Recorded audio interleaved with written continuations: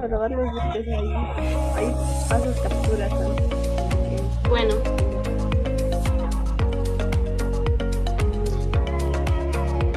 Entonces, pues creo que vamos a empezar porque si no, no acabamos.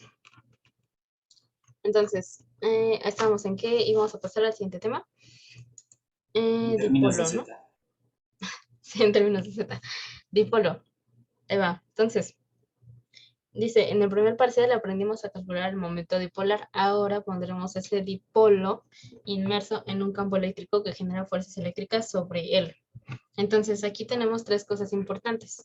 El torque que experimenta el dipolo, después la energía potencial asociada con la orientación del momento dipolar y finalmente, con eso vamos a poder calcular los ángulos de máxima y mínima energía potencial.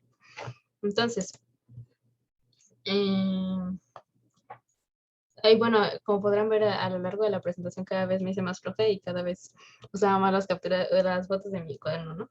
Entonces, de la ecuación del torque que ya teníamos anteriormente, vamos a escribir la magnitud neta del torque. Entonces, la magnitud neta va a ser f de x por el seno de teta sobre, ¿qué llamas? F por d menos x por seno de teta, ¿no? Y eso nos va a dar f de seno de teta. Eso creo que en algún momento vimos la equivalencia ya de torque. Entonces, con eso podemos reescribirla nosotros en términos de las magnitudes del campo eléctrico en momento dipolar para el dipolo. Entonces, nosotros dijimos que la fuerza eléctrica va a ser igual a el producto de la carga por el campo eléctrico, ¿no? Por la distancia D en mi figura 1 y por el seno de teta, ¿no? El ángulo teta es el ángulo generado entre el vector, vaya, con el que podemos unir la carga negativa y positiva del dipolo. Ese vector que también es llamado momento dipolar, y los vectores de las líneas de fuerza, ¿no? Del campo eléctrico. Entonces, una vez con esta equivalencia, nosotros podemos decir que el torque va a ser igual a lo que es el momento dipolar, vector momento dipolar, cruz el campo eléctrico, ¿no? Y entonces nosotros sabemos de las características del producto cruz, que no podemos cambiar el orden de los factores, ¿no? Aquí se altera el producto. Entonces, la única forma de que nosotros podamos cambiar el orden es cambiando el signo del torque, ¿no? Entonces, por eso tengo que menos E cruz P. Entonces, ¿cómo podemos nosotros explicar esto? Y voy otra vez vueltas y vueltas de hojas. Ajá. Entonces, en la figura 1, dice, se definió el vector momento dipolar P de un dipolo eléctrico como un vector que apunta de la carga negativa a la carga positiva del dipolo. Entonces, ya está, ¿no? Aquí está nuestro vector P. Y entonces dice, el comportamiento del dipolo en un campo eléctrico E se puede describir totalmente en términos de los vectores E y P, que son el campo eléctrico y el momento dipolar, sin necesidad de entrar en detalles de la estructura del dipolo. Es decir, nosotros sabemos que existen muchas formas de dipolos, ¿no? Pero nosotros no tenemos que entrar en esos detalles de la estructura molecular del dipolo, porque podemos definir ese comportamiento directamente con este producto del torque. Entonces, nosotros vamos a tener una situación hipotética del dipolo abstracto en el campo eléctrico uniforme. Entonces, primero nos dice, se asume que el dipolo es una estructura rígida consistente de dos centros de cargas opuestas, ¿no? Eso ya lo sabíamos, más Q y menos Q en este caso. Cada uno tiene magnitudes Q, bueno, más Q y menos Q, separados de una distancia D, y que el vector momento dipolar, que es nuestra P, forma un ángulo teta con el campo eléctrico. Eso es lo que tenemos en la figura. Entonces, precisamente, como pueden ver que el flujo del campo eléctrico pues es hacia la derecha debido a la distribución de las cargas que lo generan, nosotros encontramos que hay fuerzas electrostáticas que actúan en los extremos cargados del dipolo, que es menos F más F, ¿no? Debido a que el campo es uniforme, estas fuerzas actúan en direcciones opuestas con la misma magnitud. Y en este caso nosotros sabemos ya que F es igual a Q por E. Entonces, debido al campo uniforme, la fuerza neta del dipolo a partir del campo es cero y el centro de masa del dipolo no se mueve. Eso satisface la primera condición de equilibrio. Entonces, ¿cómo es que se puede generar esta rotación? Dice, las fuerzas eléctricas en los extremos del dipolo producen un torque neto total sobre él con respecto a su centro de masa. El centro de masa no se va a mover, pero sí va a haber un giro. Y dice, este centro reposa en la línea que conecta los dos extremos cargados a cierta distancia X de uno de los extremos y a una distancia D menos X del otro, ¿no? ¿Por qué? Porque esa no la puse, pero es fácil de ver, ¿no? Esta distancia es X y mi otra distancia es D menos X por esta D, ¿no? Entonces, dice, este torque se va a generar debido a que las partículas buscan un estado de mínima energía igual al reposo. Y nosotros vamos a saber que el estado de mínima energía va a ser cuando P se alinee con E, es decir, que teta sea igual a 0. Entonces,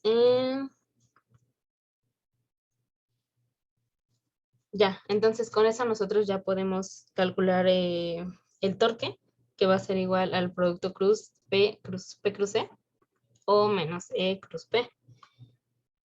Y entonces ahora si nos vamos a la figura 3, podemos ver precisamente ese torque. En el caso de, pueden ver que dentro del circulito tengo una X, ¿no?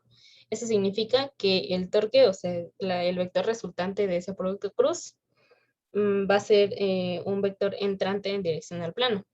O sea, algo así, ¿no?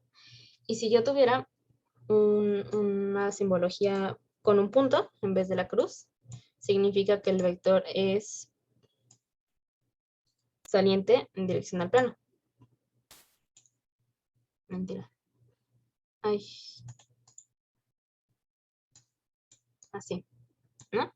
Y eso, bueno, ya lo sabemos con la regla de la mano derecha. P va a ser los 4 dedos que se van a mover y E va a ser el vector fijo, ¿no? Entonces, obviamente, la dirección del dedo pulgar va a ser el que nos va a indicar la dirección del vector resultante. Entonces, ¿hasta aquí alguna duda?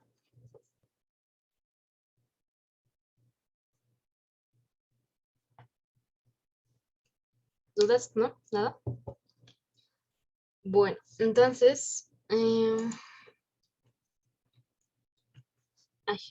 bueno, sí, ya está. Eso es del torque. Eso es muy, muy rápido porque solo son fórmulas, ¿no? Es la fórmula de torque. Torque igual a... Bueno, esa letra también se llama tau, ¿eh? P cruz E. Ahí está. Y después nosotros vamos a calcular la energía potencial. Entonces dice, la energía potencial se puede asociar con la orientación de un dipolo en el campo eléctrico. Y esto tiene que ver con el torque, ¿no? Nosotros decíamos que si busca su estado de mínima energía, va a tratar de alinearse con E, el momento dipolar. Entonces dice, el dipolo tiene su mínima energía potencial cuando se encuentra en la orientación de equilibrio, es decir, cuando P está alineado con E.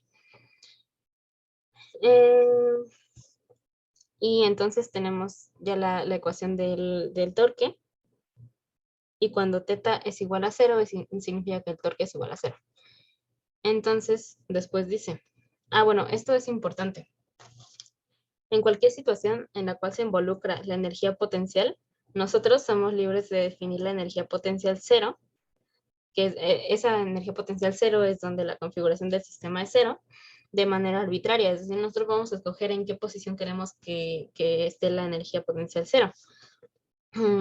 porque solamente tiene significado físico la diferencia de energía potencial. O sea, en realidad no nos importa tanto cuál es la posición que nosotros escojamos, sino la diferencia de energía potencial al final. Entonces, como nosotros vamos a escoger hacia dónde queremos ponerlo, nosotros vamos a hacerlo de la forma más fácil, ¿no? Y dice, la expresión para la energía potencial del dipolo es la más sencilla si escogemos que la energía sea cero cuando el ángulo es de 90 grados. O sea, cuando los vectores P y E están formando 90 grados, exactamente como en la figura 4. Podemos encontrar... hasta aquí no hay dudas, ¿verdad? O sea, solamente estamos escogiendo la teta igual a 90 grados y en ese momento vamos a tener la energía potencial cero. Que no es lo mismo que el torque, ¿no? Ya vimos que el torque va a ser cero cuando teta sea cero. Y cuando teta sea 90 Espera, grados... espera.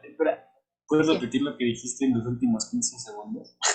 Es que no sé si fue mi internet o fue el tuyo, pero no tengo nada. Creo que fue el mío. Sí, te trabaste. ¿Qué dije en los últimos 15 segundos? Dije que... que no es lo mismo el torque que la... ¿Qué dije? No es lo mismo que el torque que la energía potencial cero, ¿no? O sea, el torque va a ser cero cuando teta sea cero, es decir, cuando P está alineado con E, ¿no? Pero nosotros vamos a definir que la energía potencial va a ser cero cuando teta es igual a 90 grados. Entonces, hasta ahí vamos bien, ¿no? Solamente estamos hablando de la orientación de P con respecto a E para definir el ángulo. Entonces, ¿podrías repetir de nuevo lo del torque? ¿El torque será cero cuando qué? El torque es cero cuando teta es cero, es decir, Ok. cuando P está alineado con E y en ese momento es la orientación de equilibrio para el momento dipolar. Entonces, seguimos. Y dice, podemos encontrar la energía potencial asociada con la orientación del dipolo calculando el trabajo efectuado por el campo sobre el dipolo cuando éste es rotado de teta a 90 grados. Y entonces, pues nosotros ya tenemos esta expresión, ¿no? El trabajo va a ser igual a la integral del torque por el diferencial de teta. ¿Por qué torque? Porque estamos hablando de un desplazamiento angular, ¿no? O sea, estamos hablando de que el centro de masa del dipolo se va a quedar estático, pero el momento dipolar es el que se va a mover. Entonces, por eso tiene sentido que estemos hablando de torque en vez de fuerza para cuando se calcule el trabajo, ¿no? Y entonces dice, y así podemos ocupar este modelo para denotar la energía potencial U para cualquier ángulo que es esta que tenemos aquí. U es igual a menos W, igual a menos la integral del torque por diferencial de teta, desde teta hasta 90 grados. O sea, el torque va a ser igual a P por E por el seno de teta, y eso lo vamos a tener por el diferencial de teta. Entonces, como nosotros sabemos que el momento dipolar y el campo eléctrico son constantes, van afuera de la integral, y solamente tenemos que evaluar seno de teta en teta y en 90 grados, ¿no?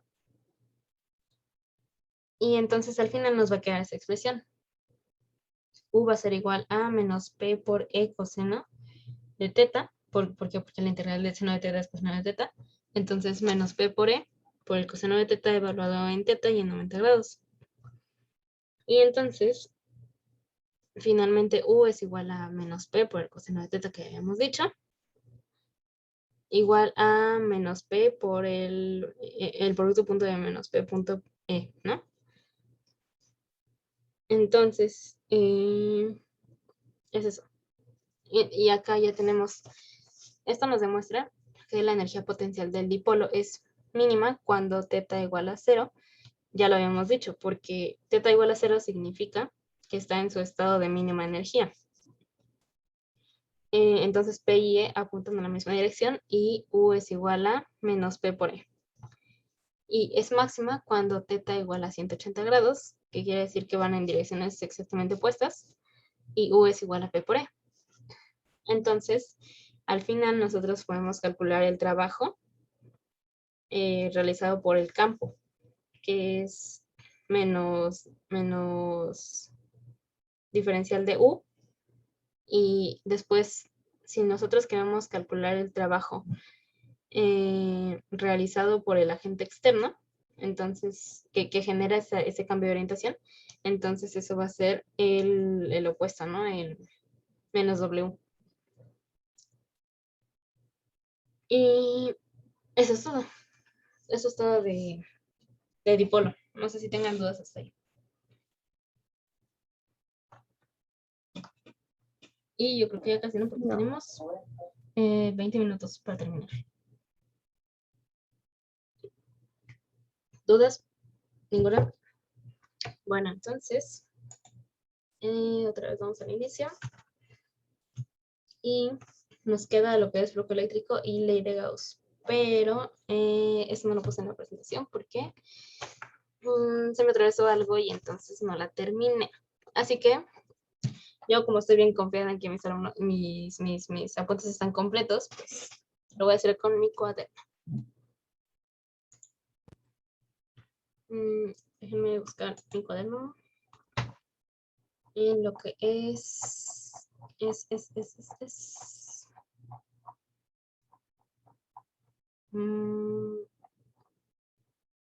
aquí está, ley de Gauss.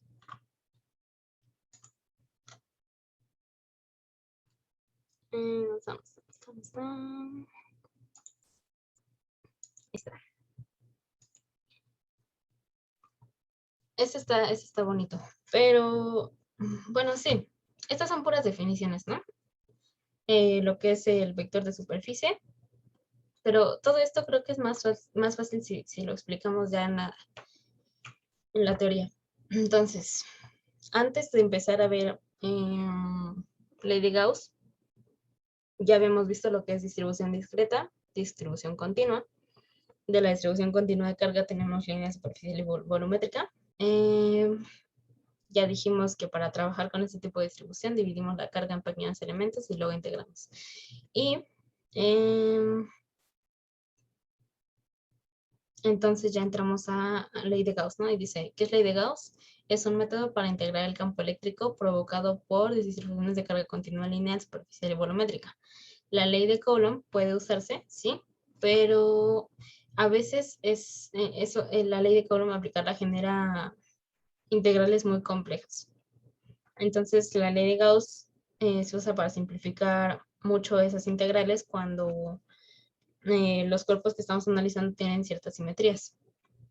Entonces, antes de ver ley de Gauss, tenemos que saber qué es el flujo eléctrico. Y aquí sí hay que poner mucha atención a cómo estamos empleando los vectores, ¿no? En la figura 1, bueno, entonces ahora sí podemos explicar qué es el vector de área. El vector de área va a tener, como cualquier vector, su magnitud, su dirección y su sentido, ¿no? Su magnitud va a ser igual al área que nosotros estamos tomando. Es decir, si nosotros tomamos un pedazo de área de cierto elemento, entonces esa área va a ser igual a la magnitud del vector de área. Por ejemplo, si la figura 1 midiera el cuadrito 3×3, pues entonces la magnitud del vector rojo sería 9, ¿no? Magnitud. Luego, dirección. La dirección siempre va a ser perpendicular al área que nosotros estamos tomando. Si se dan cuenta, por ejemplo, en el que tenemos horizontal, pues está perpendicular. Todos los vectores de área van a ser perpendiculares. Magnitud es el área, ¿no? Dirección, pues es perpendicular siempre a la superficie. Y sentido, saliente de la superficie, siempre. Entonces, en el caso de la figura 5, por ejemplo, pues nosotros tenemos varias caras, ¿no? Entonces, pues de esta cara tenemos un vector que sale así, de aquí tenemos uno que sale más o menos así, luego tenemos otro que sale por acá y tenemos uno atrás, ¿no? Entonces, así es como funcionan estos vectores. Entonces, ¿alguien tiene duda de cómo funcionan estos vectores de área? Yo con el primero, ¿Por qué? porque dices que es perpendicular y bueno, sí, la figura 3 pues es perpendicular, pero el primero está en la misma, ¿no? Va al mismo sentido.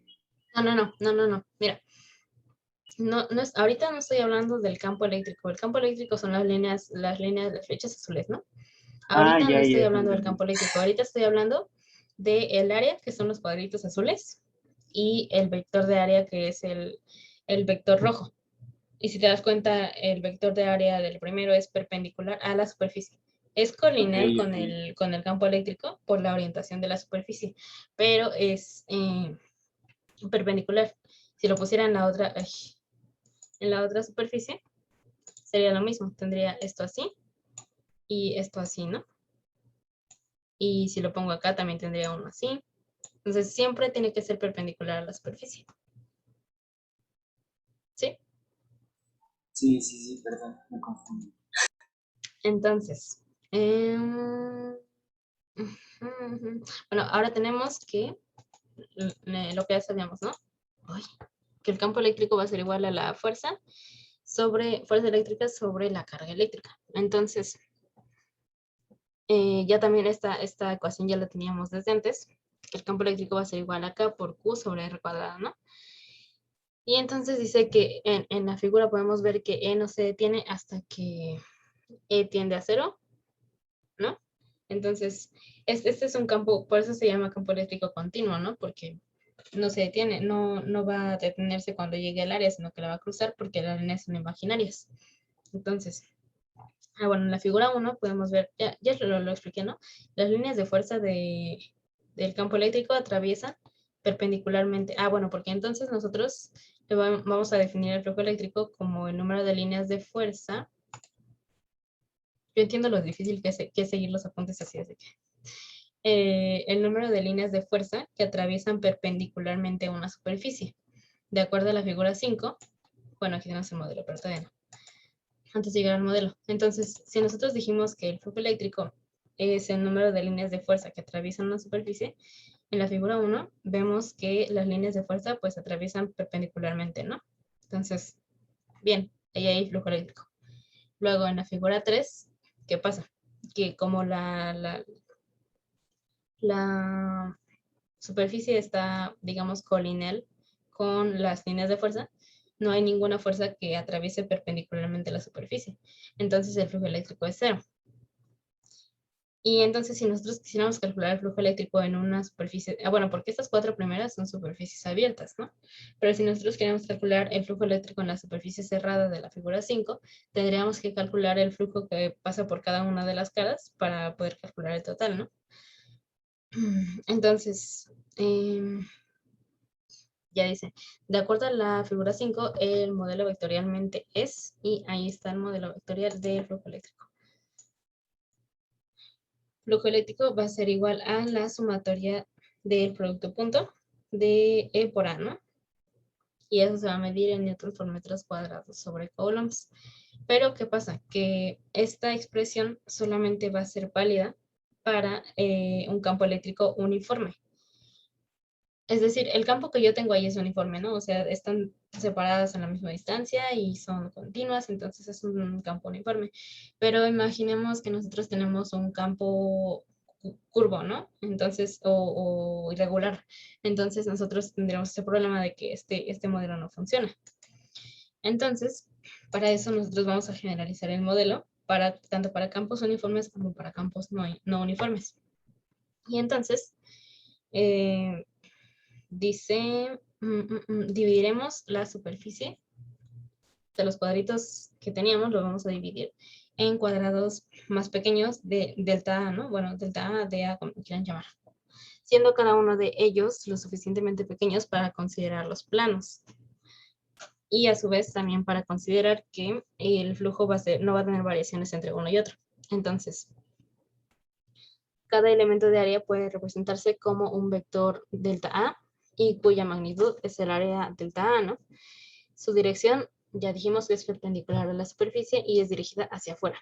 Entonces, Al ser cuadrados muy pequeños, E puede considerarse uniforme o constante, como quieran llamarlo, en todos los puntos del pequeño cuadrado que se tome de la superficie.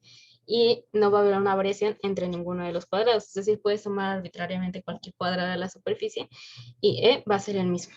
Entonces, dice, los vectores E y delta A que caracterizan a cada cuadrado forman un ángulo θ entre sí.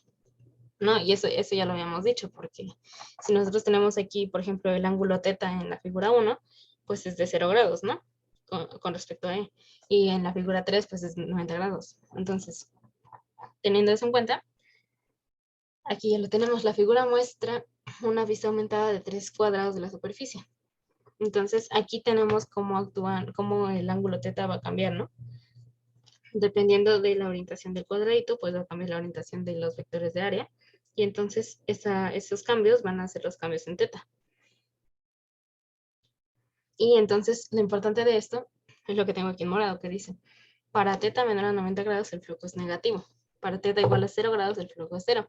Eso obviamente corresponde con lo que habíamos dicho, ¿no? Que si no hay ninguna, no hay ninguna línea que cruce perpendicularmente de la superficie, entonces el campo es, el flujo es 0. Y entonces para θ igual a es menor a 90 grados, el flujo va a ser positivo. Entonces, aquí nos queda que la definición generalizada del campo para campos, tanto para campos, ¿cómo se llaman? Regulares como irregulares, va a ser esta, que es la integral de la superficie cerrada de el producto punto de E por dA, ¿no? Y entonces aquí dice, el flujo puede calcularse para cualquier tipo de superficie, sea cerrada o abierta. Pero para la ley de Gauss utilizaremos solamente superficies cerradas. ¿Dudas hasta aquí?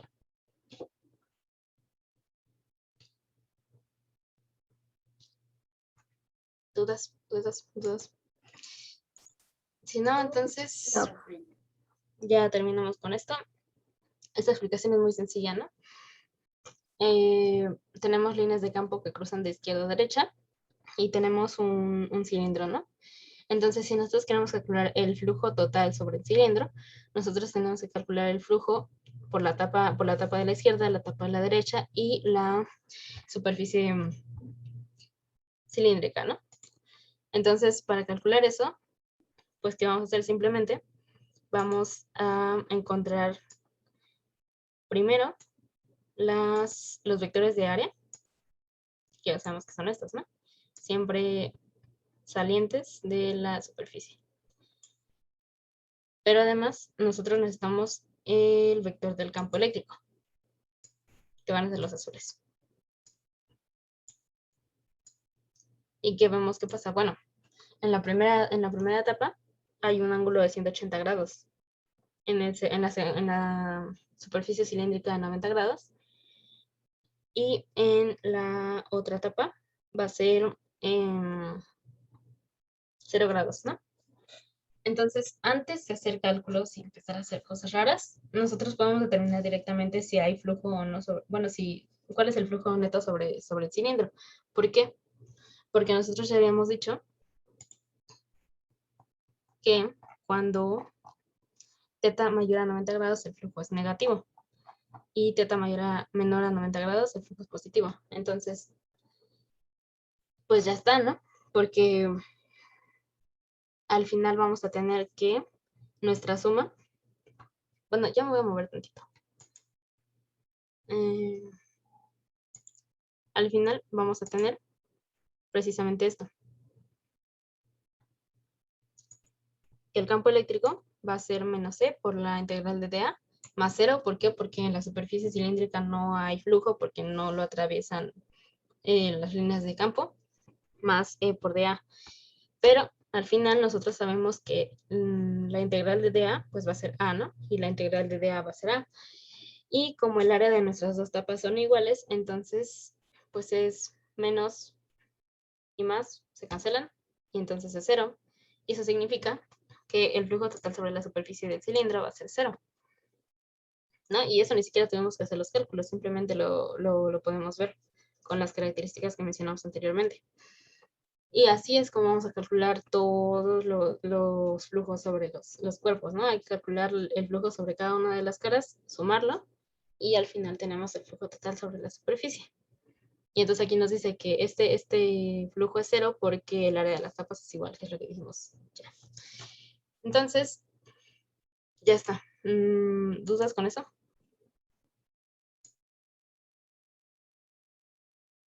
No. Excelente. Entonces, bueno, hay más problemas muestra, pero ya nos vamos directamente a lo que es ley de Gauss. Y entonces dice, nosotros anteriormente definimos el flujo eléctrico de esta manera y podemos decir que el flujo eléctrico va a ser proporcional a la carga. ¿Qué quiere decir?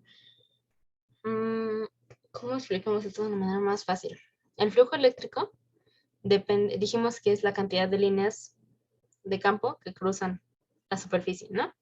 Entonces, nosotros desde antes sabíamos que la magnitud del campo es proporcional a las líneas de fuerza del campo. Si nosotros tenemos 5 líneas, entonces la magnitud del campo es 5. Y entonces, con esas reglas de proporcionalidad, nosotros sabemos que el flujo del campo eléctrico va a ser proporcional a la carga. Entre más grande es una carga, más grande es el flujo eléctrico. Y viceversa, ¿no? Entonces dice, para quitar el signo de proporcionalidad, introducimos una constante, que es epsilon 0, y nos queda esta ecuación. Epsilon 0 por el flujo eléctrico va a ser igual a Q. Y esa es una de las expresiones de la ley de Gauss. La segunda expresión es sustituir el flujo eléctrico, ¿no? Entonces nos queda, en vez de flujo eléctrico, epsilon 0 por la integral de la superficie cerrada del producto punto E por dA va a ser igual a Q. Y al final ese es el modelo matemático de la ley de Gauss. Y esta ley nos va a simplificar muchísimo más las integrales de lo que hacía la ley de Coulomb. Y ahorita vamos a ver por qué. ¿Dudas hasta aquí de esto?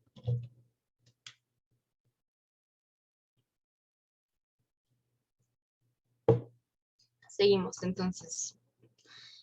¿Puedes subirle tantito para copiar bien la ley? La fórmula. De hecho, aquí está explicado precisamente lo que estamos diciendo del flujo del campo eléctrico. Es proporcional a la carga, ¿no? Porque Q1, bueno, aquí tenemos Q1, ¿no? Q2 y Q3. Entonces nosotros podemos ver de entrada que el campo eléctrico es mayor de Q1 que de Q3. Y lo mismo pasa con el flujo eléctrico. El flujo eléctrico de Q1 es mayor que Q2, mayor que Q3, ¿no? Entonces así podemos relacionar que el campo eléctrico es proporcional a la magnitud de la carga. Ok, gracias. Entonces, ahora para trabajar con la ley de Gauss, vamos a trabajar con un concepto nuevo que se llama superficie gaussiana. Y es un poco contradictorio porque se llama superficie gaussiana y en realidad la superficie gaussiana es un volumen imaginario, ¿no? Entonces, ¿qué es la superficie gaussiana? Bueno, aquí dice, es una superficie cerrada en un espacio tridimensional a través del cual se calcula el flujo del campo eléctrico. Es imaginaria. Es muy importante. Entonces, con esa superficie es que nosotros vamos a poder calcular cómo fluye este campo eléctrico, ¿no? En este caso tenemos una superficie gaussiana alrededor de una carga puntual y nosotros podemos deducir que la carga es positiva porque las líneas de campo salen de la carga, ¿no? Entonces, nosotros vamos a calcular el flujo eléctrico a partir de esto, de cuántas líneas cruzan y cómo cruzan la superficie gaussiana. Entonces dice, la ley de Gauss nos ayudará a relacionar el campo eléctrico con la carga que puede encerrar la superficie gaussiana. Y tenemos dos tipos de problemas. Uno, determinar el campo eléctrico y dos, determinar la carga encerrada. Entonces, ¿qué vamos a hacer? Bueno, nosotros ya tenemos que el flujo eléctrico es de naturaleza escalar porque el flujo eléctrico es igual a el producto punto, ¿no? Y eso es escalar, ¿no? Entonces, además el flujo se escribe en unidades de newton por metro cuadrado sobre coulomb, que es lo que habíamos dicho, y cuando el campo eléctrico y el diferencial de A son perpendiculares, es decir, que es el coseno de 90 grados, eso implica que el flujo es igual a 0. Eso ya lo dijimos también, porque no cruza ninguna línea, ¿no? En la superficie. Entonces, para sumar todas las contribuciones, vamos a hacer esa sumatoria, pero eso solamente es para un campo uniforme. Entonces, para generalizar con el campo uniforme y no uniforme, pues ya dijimos que usamos la integral de una superficie cerrada. Entonces, una vez dicho eso, nosotros vamos a aprovechar ciertas características del producto punto. Para empezar, sabemos que podemos evaluar el producto punto dentro de la integral escribiendo los dos vectores en notación de vectores unitarios. Y aquí, por ejemplo, en la figura que tenemos acá arriba, dA puede ser igual a esta, ¿no? El vector de A puede ser dAi, y el campo eléctrico también se puede escribir en sus componentes, ¿no? Entonces dice, también podemos aprovechar para evaluar el producto punto en notación magnitud-ángulo, que es lo que comúnmente hacemos, ¿no? Es más, bueno, a mí se me hace más fácil. Cuando tenemos el coseno de teta, entonces vamos a evaluar por dA por el coseno de teta, ¿no? Y finalmente, la última característica es que cuando el campo eléctrico es uniforme y la superficie es plana, el producto E coseno de teta es constante. Y entonces sale de la integral, nos queda la integral de dA, que es simplemente la suma de todas las áreas para un área total. Pero ya sabemos que el área total es A, así que entonces nos va a quedar exactamente E por coseno de teta, que es una constante por el área total. Y eso ya lo habíamos explicado, ¿no? O sea, nosotros vamos a integrar todos los pedacitos de área, pero al final no estamos, o sea, bueno, ya sabemos el resultado porque toda la suma de todas esas áreas va a ser igual a nuestra área inicial, ¿no? Eso ya lo sabíamos, ya está. Y entonces dicen, nota, en el problema del cilindro que vimos hace rato, el flujo neto es 0 porque las líneas de campo que representan el campo eléctrico pasan todas integralmente de izquierda a derecha, es decir, no hay flujo eléctrico porque pasan así y nunca están cortando la superficie. Y entonces tenemos al final las ideas clave de esta parte del flujo eléctrico, ¿no? Ahí está, el flujo eléctrico a través de una superficie es la cantidad de campo eléctrico que atraviesa la superficie. El vector de área